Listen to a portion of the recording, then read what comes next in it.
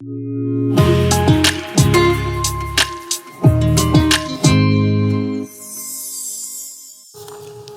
matin, Église de Sentier, ça va bien aujourd'hui? J'aimerais souhaiter une bonne fête des mères à toutes nos mamans qui sont ici. J'espère que vous n'avez pas oublié de le faire ce matin à votre femme, à votre mère. Sinon, vous allez devoir vous reprendre cet après-midi. Mais bien content d'être avec vous ce matin pour cette journée-là. Et les mamans, vous allez être gâtées aujourd'hui. Tout d'abord, je ne sais pas si vous avez vu en rentrant, mais dans le fond du foyer, un photo booth qui a été un très beau photo booth. Là, vous pouvez aller là avec votre famille après la célébration pour prendre des photos. Puis il va y avoir là, toutes sortes de gâteries aussi entre les deux célébrations ce matin. Donc, on est vraiment content que vous soyez avec nous. Donc, ce matin, on veut s'adresser pas seulement qu'aux mamans. Vous allez voir que le thème de ce matin est cher au cœur des mamans, c'est sûr, au cœur des papas. Puis, comme Victor l'a dit tantôt, c'est toute l'Église ensemble. Une chose qu'on a à cœur, c'est certain, à l'Église Le Sentier, c'est le salut de nos enfants, n'est-ce pas? C'est un désir qu'on a quand on a la foi en Jésus, que les gens qui sont autour de nous, les gens qu'on aime, les gens qui sont précieux pour nous, puissent goûter à la même grâce, à la même joie qu'on a goûté quand on a rencontré Jésus.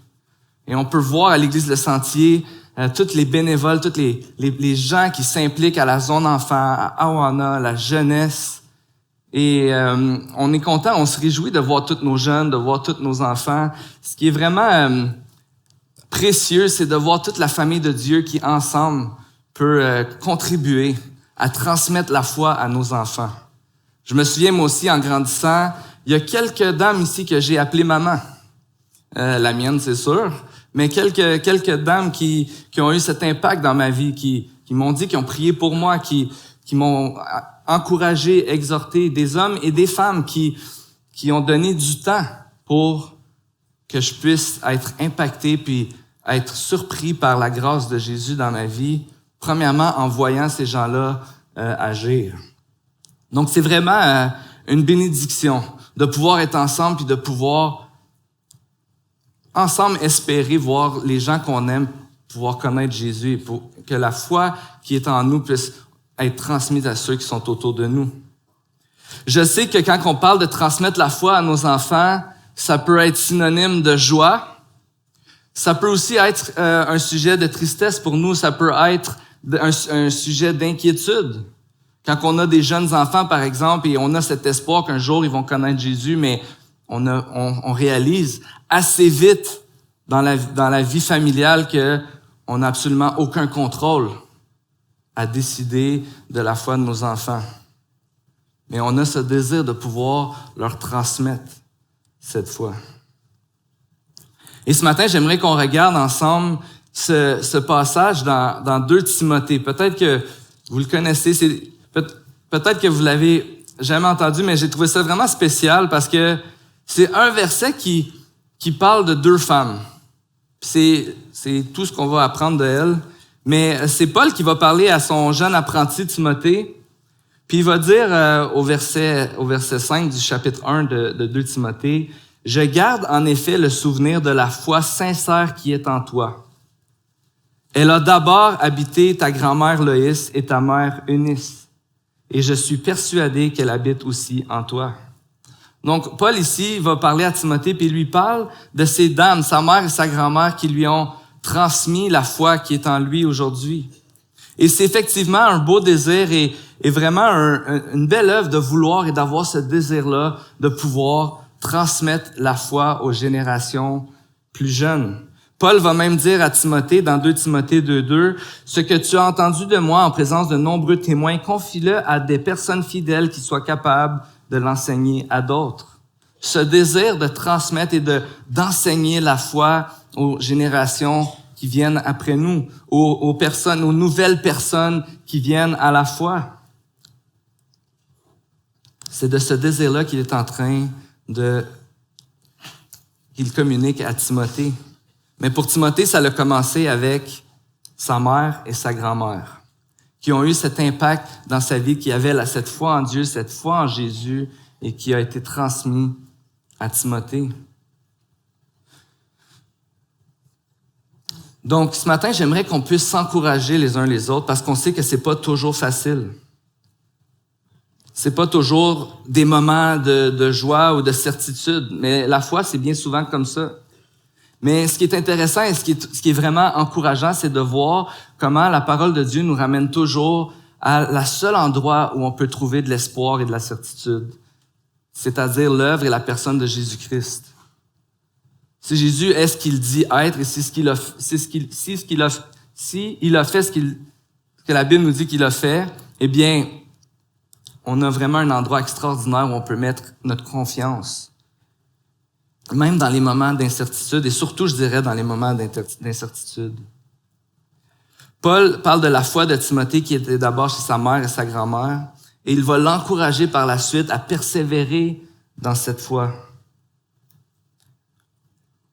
Ce passage est un encouragement pour nous à persévérer dans la foi, mais aussi à persévérer et à croire que Dieu n'a pas terminé avec ceux qui sont autour de nous, qui sont chers à nos yeux, nos enfants, qui n'ont pas encore mis leur foi en Dieu. Et j'aimerais qu'on puisse lire ensemble les versets 6 à 11 de 2 Timothée, chapitre 1. C'est pourquoi je te le rappelle, ranime la flamme du don de Dieu que tu as reçu lorsque j'ai posé mes mains sur toi. En effet, ce n'est pas un esprit de timidité que Dieu nous a donné, mais un esprit de force, d'amour et de sagesse. N'aie donc pas honte du témoignage à rendre à notre Seigneur, ni de moi son prisonnier, mais souffre avec moi pour l'Évangile en comptant sur la puissance de Dieu. Il nous a sauvés, il nous a adressé un saint appel. Il ne l'a pas fait à cause de nos œuvres, mais à cause de son propre plan et de sa grâce, qui nous a été accordée en Jésus-Christ de toute éternité, et qui a maintenant été révélée par la venue de notre Sauveur Jésus-Christ. C'est lui qui a réduit la mort à l'impuissance et a mis en lumière la vie et l'immortalité par l'Évangile pour lequel j'ai été établi prédicateur et apôtre, chargé d'enseigner. Donc, ce matin, on veut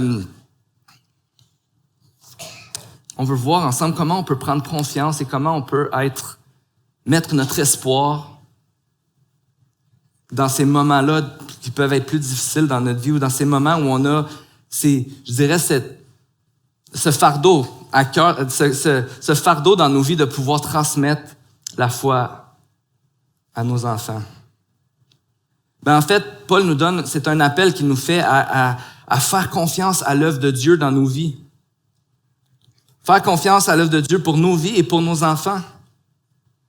Parce qu'en réalité, comme on a dit tant plus tôt, on réalise assez vite que on peut pas contrôler les gens autour de nous, ce qu'ils croient, ce qu'ils pensent. On peut pas imposer la foi à personne. Et ça nous pousse assez vite à nous dire que on doit mettre notre confiance ailleurs qu'en nous-mêmes pour pouvoir accomplir ça. Mais c'est ce que Paul rappelle à Timothée. La foi qui est en toi dépend pas de toi, Timothée. La foi qui est en toi, c'est pas par tes propres forces que tu peux maintenir cette foi-là. Et si c'est vrai pour toi, c'est vrai pour les autres autour de toi.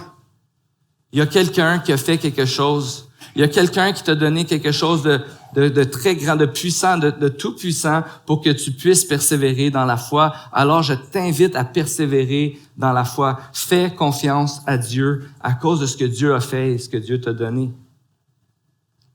Et la première chose qu'on voit, c'est que Dieu nous donne un esprit qui nous rend capables d'aimer, de persévérer et d'obéir.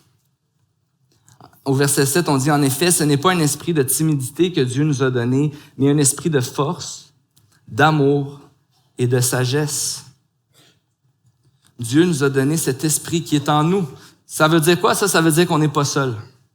Ça veut dire que quand on manque de foi, quand on manque d'amour, quand on est découragé, quand on trouve ça difficile, eh bien, qu'est-ce qu'on peut faire? Eh bien, on peut se tourner vers Dieu dans la prière et se rappeler qu'il est en nous, qu'il nous rend capables de persévérer, qu'il nous rend capables de pas abandonner dans les moments où notre vie semble être plus sans réponse ou décourageante que d'autres choses. Dieu nous rend capables d'obéir. On n'est pas seul là-dedans. C'est pas quelque chose qui dépend de nos propres forces. Non seulement il nous donne son esprit, mais il nous a sauvés par la grâce. On peut lire au verset 9.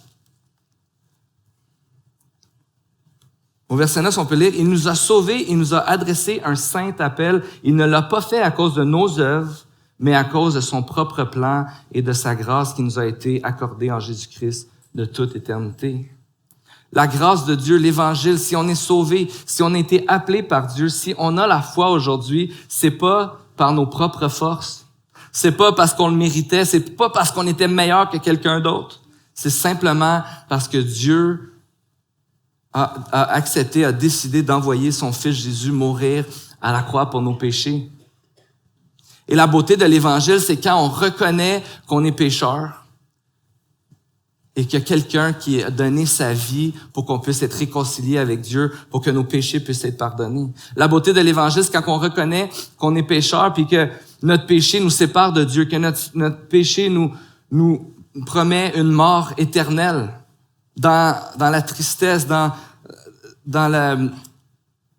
la souffrance la plus complète. Mais quand on réalise qu'on est pécheur et que Jésus a donné sa vie pour nous et qu'on peut avoir une vie avec lui pour toujours, c'est la beauté de l'Évangile. Reconnaître que j'ai été aimé malgré mes péchés, malgré mes fautes, et que Dieu me pardonne. C'est une œuvre merveilleuse et on en est les bénéficiaires. Et c'est ce qui fait que quand on reçoit cette œuvre, quand on croit en Jésus, quand on reçoit l'Évangile, eh bien, on a ce désir de le partager aux autres. Ce désir de pouvoir transmettre notre foi à nos enfants.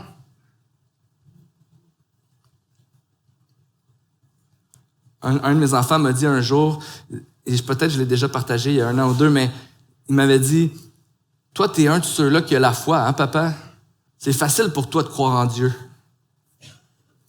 Puis, j'ai dit, ben oui, moi je le vois tout le temps, c'est facile. Non, mais j'ai pas dit ça. Mais ce que je lui ai dit, c'est, j'ai goûté à son amour, j'ai goûté à sa grâce. Et c'est pas que c'est facile. En fait, honnête avec vous, comme j'étais avec mon fils, il y a des journées où je comprends pas, il y a des journées où j'ai eu des doutes, il y a des journées où j'ai posé des questions à Dieu. Mais s'il y a une chose qui est certaine, qui me revient toujours, c'est à quel point j'ai goûté à l'amour de Dieu alors que je le méritais pas. Et c'est ce qui solidifie ma foi. Dans les moments où c'est plus difficile pour moi même d'avancer ou de comprendre, de faire confiance, mais je me rappelle qu'est-ce qu'il a fait en moi, qu'est-ce qu'il a fait avec moi. Et c'est cette foi-là que je veux transmettre à mes enfants. Mais quelques questions pour nous ce matin. Quand on a goûté à la grâce de Dieu, quand on a goûté à l'Évangile, pour nous, il y a cette joie de pouvoir le partager, cette joie de se rappeler qu'est-ce qu'on a reçu. Mais une question que j'ai souvent besoin de me poser, puis je vous la pose à vous, puis c'est pas en jugement parce que c'est une question qui doit revenir dans ma vie à tous les jours. Est-ce que j'enseigne cette grâce à mes enfants?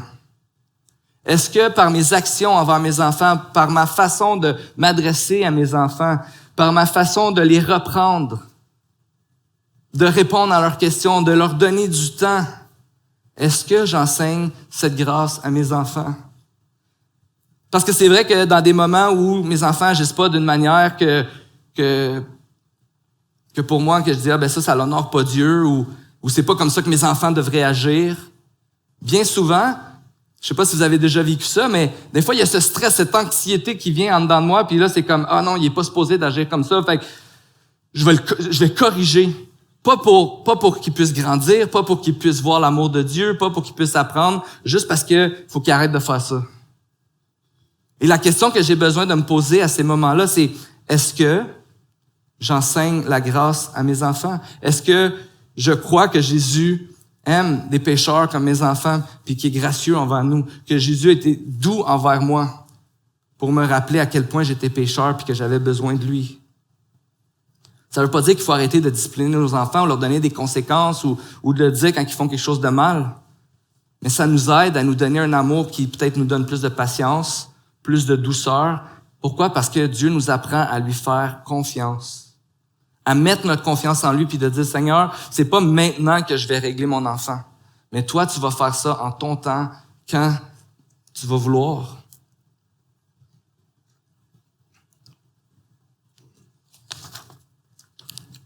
est-ce que je démontre que je suis moi-même le bénéficiaire de la grâce? Une des choses que j'apprends en étant un parent, c'est que bien souvent, et là, mes enfants vieillissent, puis 11 ans, 13 ans, puis je me rends compte que quand je dis quelque chose ou que je fais quelque chose qu'ils n'aiment pas, maintenant, ils répondent. Fait que j'ai du feedback. Là, papa, t'es stressé. Là, papa, t'as crié. Là, papa, calme tes nerfs. C'est comme, puis là, tu réalises, puis une des choses qui est bien souvent, c'est facile de faire pour nous, c'est de dire, « Hey, je suis ton père, parle-moi pas de même. » « Hey, moi, j'ai le droit de faire ça parce que c'est vous autres qui me faites réagir de même. » Mais c'est important de se rappeler que nous-mêmes, on est bénéficiaires de la grâce de Dieu puis qu'on n'a pas à se défiler ou se cacher derrière notre autorité. On peut simplement dire, « Tu sais quoi, t'as raison, je te demande pardon. » Puis je demande pardon à Dieu pour mes agissements. Puis merci Seigneur parce que tu nous pardonnes. Et quand nos enfants nous voient apprendre à demander pardon, puis à aller vers eux, puis leur donner de dire, mais merci finalement de me reprendre. On va travailler sur le comment, mais merci, tu sais, de me reprendre, puis mais je te demande pardon. C'est pas toujours facile de demander pardon, mais j'apprends que c'est plus facile d'être un parent imparfait qui demande pardon qu'un parent qui a toujours besoin de montrer à ses enfants qu'il est parfait puis qu'il a l'affaire. Ça, pour moi, je suis pas assez bon pour ça. Et on peut pas sauver nos enfants, mais faire confiance à l'œuvre de Dieu. Faire confiance que l'Évangile, la grâce de Dieu fait un œuvre dans nos vies puis peut faire un œuvre dans la vie de nos enfants. C'est d'accepter ce fait-là. C'est pas moi qui va sauver mes enfants, mais qu'est-ce que je peux faire? Qu'est-ce que je peux faire? Puis essentiellement, quand on regarde ça, il y a deux choses qu'on peut faire. La première, c'est inciter nos enfants à chercher Dieu. Par nos agissements envers eux, par notre façon de leur parler de Dieu, par notre façon de chercher à les aider à voir que Dieu les aime, que Dieu les pardonne. Répondre à leurs questions. Parfois, je me rends compte que mes enfants me posent des questions, par exemple, sur Dieu. Puis là, je réponds à une question. Puis là, ils m'en posent une deuxième. Je réponds à une deuxième. Puis là, je sens le besoin de faire une étude biblique avec cette question-là. Puis là, je me rends compte qu'ils sont ailleurs, puis ils pensent aux Pokémon, puis aux autres affaires. Puis juste répondre à leurs questions. Les questions qu'ils ont, les écouter pour répondre à leurs questions. Inciter nos enfants à chercher Dieu, c'est d'être présent dans nos agissements, de montrer l'amour de Dieu, de répondre à leurs questions, puis essentiellement, de le faire par amour pour eux et par amour pour Dieu. Et l'autre chose qu'on peut faire, c'est prier. Prier. Et on peut faire confiance à Dieu grâce à sa puissance. Le verset 8 nous dit, « N'aie donc pas honte du témoignage à rendre à notre Seigneur, ni de moi, son prisonnier, mais souffre avec moi pour l'Évangile en comptant sur la puissance de Dieu. » Souffre avec moi pour l'Évangile en comptant sur la puissance de Dieu. Et quand il va parler de la puissance de Dieu, il va dire essentiellement comment on peut être témoin, comment on peut voir la puissance de Dieu. Eh bien, c'est parce que Jésus a mis en lumière la vie et l'immortalité. Jésus a vaincu la mort. Et celui qui a vaincu la mort, c'est l'Esprit qui habite en nous. Et celui qui habite en nous, c'est lui qui entend nos prières. C'est lui qui chemine avec nous. Et si Dieu a vaincu la mort, si Jésus a vaincu la mort, eh bien, ça veut dire qu'il est celui vers qui on peut se tourner pour notre salut, mais aussi pour toutes les choses qui sont importantes dans notre vie qu'on peut juste lui remettre et apprendre à lui faire confiance avec joie. On peut prier pour nos enfants, prier pour que Dieu nous donne la paix quand on manque de paix, prier pour qu'on puisse goûter à la joie dans les circonstances difficiles, prier pour qu'on puisse agir envers nos enfants comme il a agi envers nous, et de croire que c'est sa puissance en nous qui va agir et qui va agir dans la vie de nos enfants, des gens qui sont autour de nous. C'est pas que tout ça nous amène c'est pas un plan A à Z pour dire voici qu'est-ce que vous allez faire pour que ça fonctionne. Mais c'est le seul endroit où on peut aller puis vraiment avoir une certitude que Dieu est là, que Dieu va prendre soin de nous. Et que Dieu prend soin de nous quand le résultat il est bon, et Dieu prend soin de nous quand le résultat n'est pas celui qu'on voulait. Puis Dieu prend soin de nous dans le moment d'attente. Puis ce qui se passe, qui est vraiment puissant, c'est que même dans ces moments-là, quand j'ai pas ce que je veux, quand je l'ai pas quand je veux, je suis capable de me soumettre à Dieu, puis de dire merci Seigneur, ta volonté elle est bonne, tu es tout puissant et tu prends soin de nous. Et ce matin, ce que j'aimerais faire, vous avez vu les 2 fauteuils, ceux qui les ont pas vus, c'est correct, mais peut-être que vous êtes un peu curieux, qu'est-ce qui va se passer? Eh bien, ce matin, ce qu'on va faire, c'est que je vais avoir une maman avec moi qui va venir faire une petite entrevue et qui va parler de ce désir-là qu'elle a encore, de transmettre la foi à ses enfants et aujourd'hui à ses petits-enfants.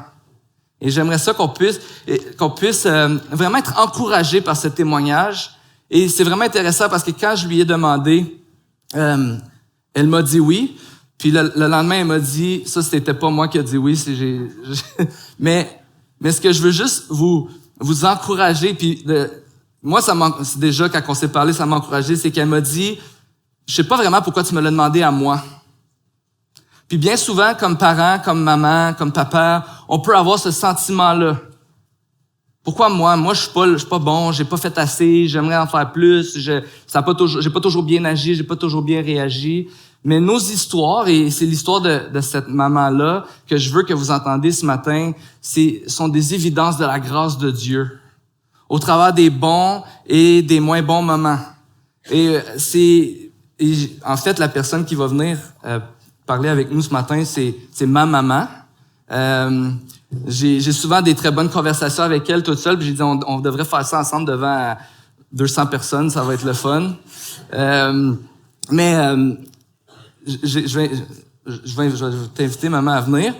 Puis mais c'est vraiment je veux qu'on soit ce matin qu'on puisse voir ensemble au travers des bons, des moins bons, mais surtout pour moi, quand je pense à ma maman, puis Victor il a parlé ce matin de sa maman qui a transmis la foi et des autres femmes, c'est que c'est beaucoup au travers de la persévérance.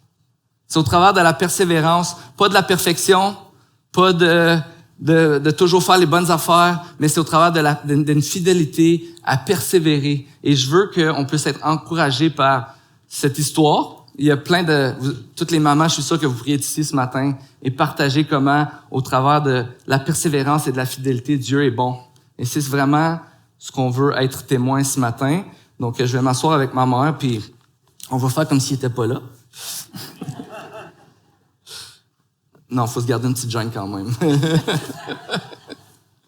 Donc, maman, est-ce que tu peux te présenter un peu puis parler de ta famille? Là, je comprends Victor.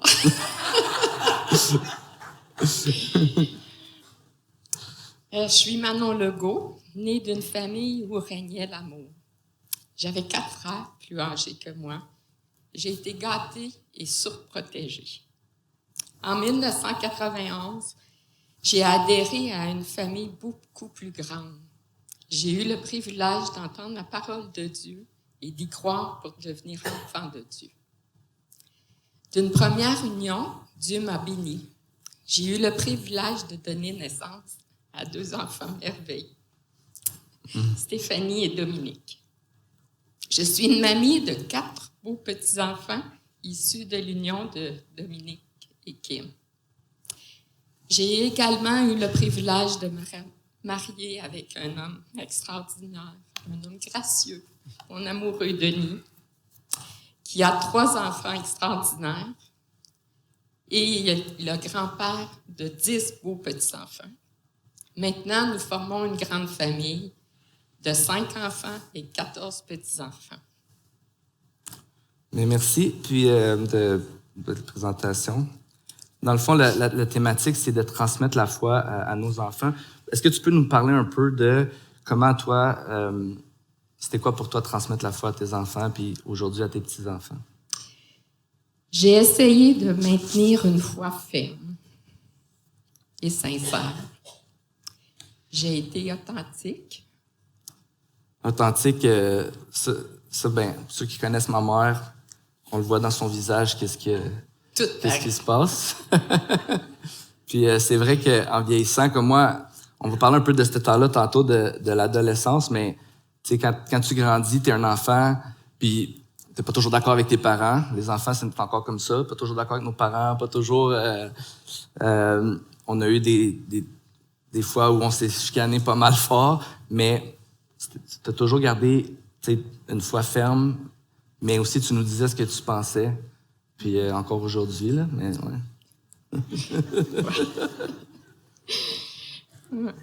La critique, elle faisait pas partie de notre environnement familial. Dans la mesure de ma capacité, j'étais à l'écoute de mes enfants. J'ai fait participer mes enfants à la vie de l'Église, telle que l'école du dimanche. Je sais que maintenant, c'est le TE. Non, la zone enfant. Ah, la zone ça enfant. l'a changé.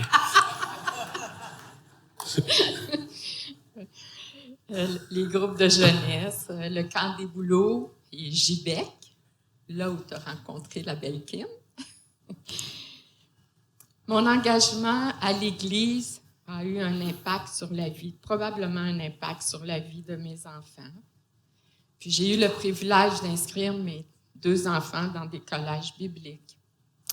Dès leur jeune âge, nous prions et nous chantions des cantiques avant de s'endormir. Moi, j'aime beaucoup la musique. Fait que c'était que la musique chrétienne jouait beaucoup dans la maison. Et puis, les amis, la porte était grande ouverte chez nous. Ils arrivaient n'importe quand, puis ils étaient les bienvenus. Puis pour tes petits-enfants? Ah oui, mes petits-enfants. Oui. Leur démontrer l'amour et l'intérêt dans chaque étape de leur vie. Avoir une relation avec eux. Être à l'écoute. Parfois, ils nous partagent des petits secrets, parfois des grands secrets. On va se parler après. Non, c'est des secrets. Des secrets. Les encourager. Être dans des moments importants pour eux. Et de leur partager l'amour de notre Seigneur Jésus-Christ. Puis, une des choses, t'as parlé de l'Église qui était vraiment présente, puis les amis. Il y a eu un temps dans notre vie où est-ce que, toi, t'as eu une épreuve dans ta vie, nous, on a eu une épreuve dans notre vie, puis on les voit comme dans nos yeux de... Moi, je les ai vus dans mes yeux d'enfant quand tu es devenue une mère monoparentale. Et puis, je me souviens que une des choses que je me suis rappelé en parlant de cette discussion-là, c'est que à la maison, j'ai vu ma mère pleurer une fois. Je pense que ça faisait peut-être même 1 an ou 2 qu'elle était monoparentale. Et puis, je me souviens cette fois-là, on en a parlé cette semaine. Hein, on faisait une fondue chinoise, puis le bouillon de bœuf, elle a échappé le bouillon de bœuf. Et là, à terre, ouais, partout, il y en a eu partout dans la cuisine. Puis là, tu t'es mis à comme pleurer, puis t'es allé dans la salle de bain pleurer. Puis là, on ne comprenait pas. Puis je pense qu'aujourd'hui, plus tard, je réalise que, t'as vécu des moments vraiment difficiles, t'as été éprouvé. Puis nous, comme enfants, on a su ça, mais on n'a pas su ça comme un parent le vit. Donc, une des questions que j'aimerais te poser, c'est pourquoi est-ce que tu as persévéré à nous transmettre la foi, puis pourquoi est-ce que toi, tu as persévéré dans tout ça pour nous, mais pour toi aussi, là, mais ouais. J'étais convaincue que Dieu était souverain, un Dieu qui est au-dessus de toutes choses et qui n'est pas insensible à nos souffrances. L'amertume n'a jamais fait partie de ma vie. Je savais qu'elle détruisait les vies. Il faut remettre tout au Seigneur. Il ne faut pas regarder à l'homme parce qu'on va être déçu souvent. Il faut regarder au Seigneur. Je savais une chose. Malgré les épreuves, j'avais un Dieu bon, compatissant. Il m'avait promis qu'il ne m'abandonnerait jamais. Et il ne nous a jamais abandonnés. J'ai eu des femmes extraordinaires dans ma vie qui ont pleuré avec moi, m'ont encouragée et ont prié pour moi et avec moi. Et vous avez eu des personnes extraordinaires dans vos vies. Ils étaient là pour vous autres.